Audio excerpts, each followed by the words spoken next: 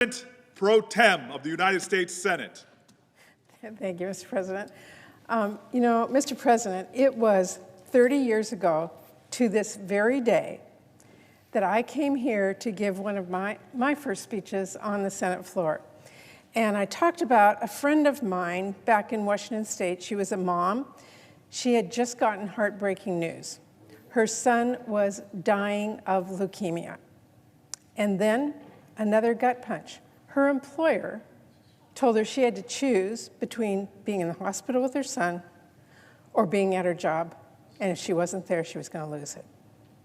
To this day, that makes me so angry.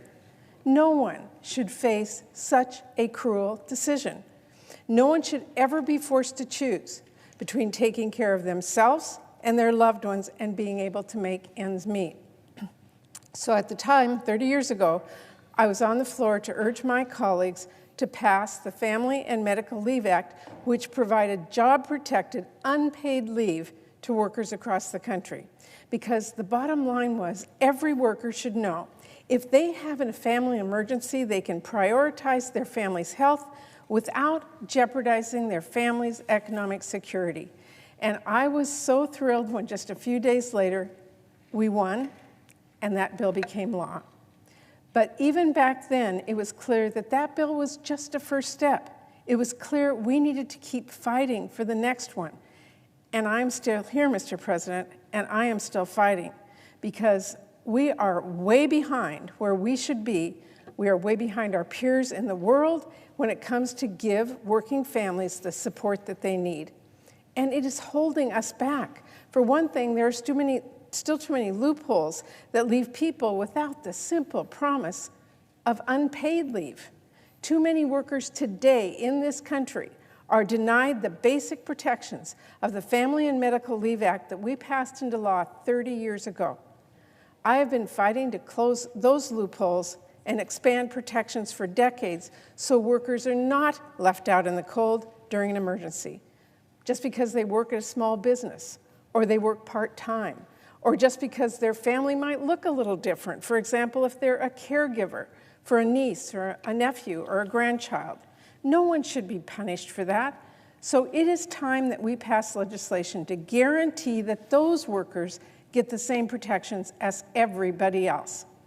And Mr. President, let me be clear, passing bills to do this, that is just updating our laws to guarantee unpaid leave for all, that is just making good on the promise we made to workers 30 years ago. In other words, that is just the next step, but it is far from the last one. Our families need a lot more. They deserve so much better. There is no excuse for our utter lack of a national paid leave program. It is bad for families, as any working mom or dad can tell you, or anyone who cares for a family member with a serious health condition. They know this all too well. And by the way, it is bad for our economy because the lack of paid leave means that employees lose their wages and businesses lose their workers.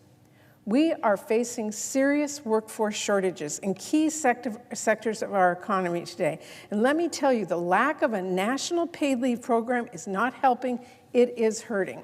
We are the only nation among our peers that has not figured that out yet. We are the only one that hasn't gotten this done.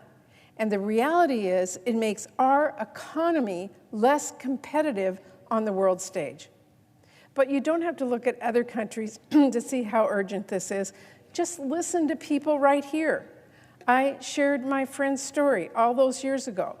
But today, across the country, there are still so many families facing unthinkable choices. There are still so many people, and working moms in particular, sharing their own deeply personal stories about this. Stories of the painful recovery after giving birth, and the incredibly special, but let's face it, pretty tough, first weeks of bonding with a newborn child. Stories of the grief and the pain of caring for a seriously ill child, sitting at a hospital bedside of a seriously ill parent, recovering from surgery, or coping with a cancer diagnosis, with the added stress at that hardest time of your life about how you're going to make your next month's rent if you have to take unpaid time off of work. Anyone who's been in those situations knows it is hard. You have so much you are worried about.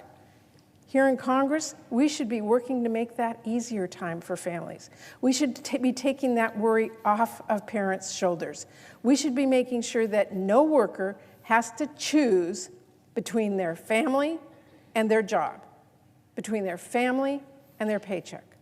So as we mark the anniversary today of the Family and Medical Leave Act, I want to urge my colleagues to let's celebrate the legacy of that bill, of course, by building on it.